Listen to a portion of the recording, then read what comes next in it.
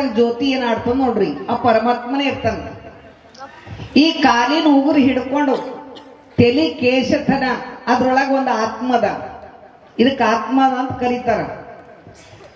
ಗಾಳಿ ಇದ್ರಾಗಿನ್ ಬಿ ಹೋಗ್ತದೆ, ಇದ್ರಾಗಿನ್ ಬಿ ಹೋಗ್ತದೆ, ಇದ್ರಾಗಿನ್ ಬಿ ಹೋಗ್ತದೆ, ಇದ್ರಾಗಿನ್ ಬಿ ಹೋಗ್ತದೆ, ಇದ್ರಾಗಿನ್ ಬಿ ಹೋಗ್ತದ, ಇದ್ರಾಗಿನ್ ಬಿ ಹೋಗ್ತದ, ಇದ್ರಾಗಿನ್ ಬಿ ಹೋಗ್ತದ. ಖರೆ ಇದ್ರಾಗಿಂದ ಹೋಯ್ತಂದ್ರ ಮುಗಿತ್ತು. ಗೊತ್ತಾಗ್ಲಿಕ್ಕಿಲ್ವಾ? ಈ 9 ಒಳಗಿಂದ ಎಲ್ಲ ಗಾಳಿ ನಡೆದದ. ಆದ್ರೆ ಇಷ್ಟಾಗೆಲ್ಲ ಗಾಳಿ ಹೋಗದ್ರಾಗ ಬಿ ಮತ್ತೊಂದು ಪ್ಯಾಕ್ ಮಾಡಿಟ್ಟ ನೋಡ್ರಿ, ಅವನ ಹೆಸರು ಪರಮಾತ್ಮ. ಅದು ಯಾವ ಲೀಡರ್ ಬಿ ಮಾಡ್ಲಾಕ್ ಬರಲ್ಲ, ಯಾವ ಪೊಲೀಸ್ ಬಿ ಮಾಡ್ಲಾಕ್ ಬರಲ್ಲ, ಯಾವ ರಿಪೋರ್ಟರ್ ಮಾಡ್ಲಾಕ್ ಬರಲ್ಲ, ಯಾವ ಸ್ವಾಮಿ ಮಾಡ್ಲಾಕ್ ಬರಲ್ದು, ಯಾವ ಸಂತರು ಮಾಡ್ಲಾಕ್ ಬರಲ್ದು. ಅದು ಅವನಿಂದ ಸಾಧ್ಯ. ನಾವು ಕಣ್ಮುಂದ್ ನೋಡತ್ತೀವಲ್ಲ ಅವನಿಂದ ಸಾಧ್ಯ, ಮಾತಾಡ್ತೀವಲ್ಲ ಅವನಿಂದ ಸಾಧ್ಯ, ಕೇಳತ್ತೀವಲ್ಲ ಅವನಿಂದ ಸಾಧ್ಯ. ಕಣ್ ಮುಸ್ತ ನೋಡ್ರಿ ಆಗ ಅವನಿಂದ ಸಾಧ್ಯ, ಕರ್ಕೊಂಡು ಹೋಗ್ತಾ ನೋಡ್ರಿ ಅವನಿಂದ ಸಾಧ್ಯ. ಅದಕ್ಕೆ ಅವನ ಹೆಸರು ಪರಮಾತ್ಮ, ಶಿವ ಅಂತ ಕರೀತಾರ.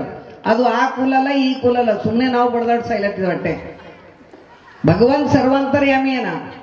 ಹೆಂಗನಂದ್ರೆ ಹಿಂಗನ, ಘನಯೋಗಿ ಮಲಿನತ ರೂಪವ ಧರಿಸಿ ಧರೆಯ ಬೆಳಗೆನಂತೋ.